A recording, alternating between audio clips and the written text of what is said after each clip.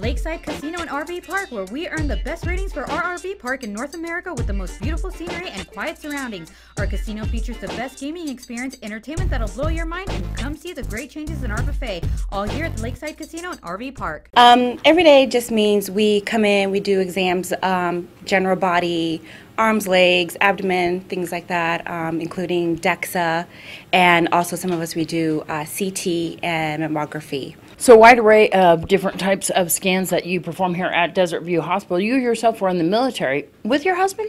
Yes, we both met in Alaska, in Elmendorf. What branch of the military? We were both Air Force. There you go. Yep. You have a child too as well? We do. We have a 5-year-old Taylor, a little boy. You were featured in a national magazine. What was the magazine? It's the ART Patients of Stories of Patient Care for 2013. And what does that stand for?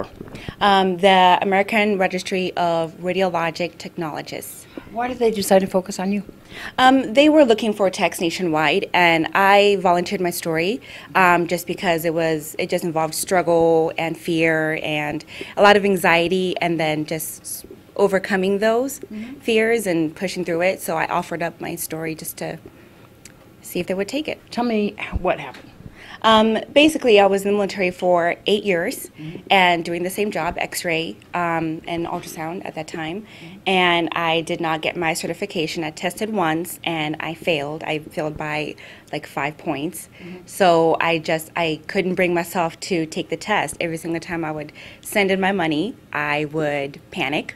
I would be in the car at the building and fear would grip and I couldn't go in. So I got out and I worked at an imaging center up north in Elko, and I was let go because at some point I just didn't have my credentials. 2 years later, after working retail for on and off, we finally moved down to Vegas, and I decided to finally get in line and get my registry. What changed from the time that you were sitting in the car deciding not to go take the test to what changed that made you go in there and actually do it? For me, the huge inspiration was between then and taking the test. I had my son. Yeah. We had our little boy at the point. At the time he was 2 when I decided to go back. And the main thing for me was I wanted him to kind of know that you're going to fail in life, but you're going to learn how to figure out how to either succeed in it or learn from the failure and press on and learn from your failures.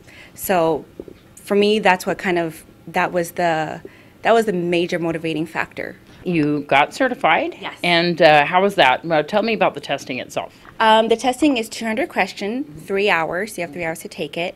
I was kind of going through the same emotions of, oh goodness, I can't do it. It's so nerve-wracking, and I actually took in the last possible day that I could. So it was the same scenario. I was in the garage, and I was still feeling that very, very strong anxiety, very strong fears, and it was just kind of going, you can't do it again. You have a little boy to think about, and there's so many people that are rooting. So it was just kind of going, okay, let's go.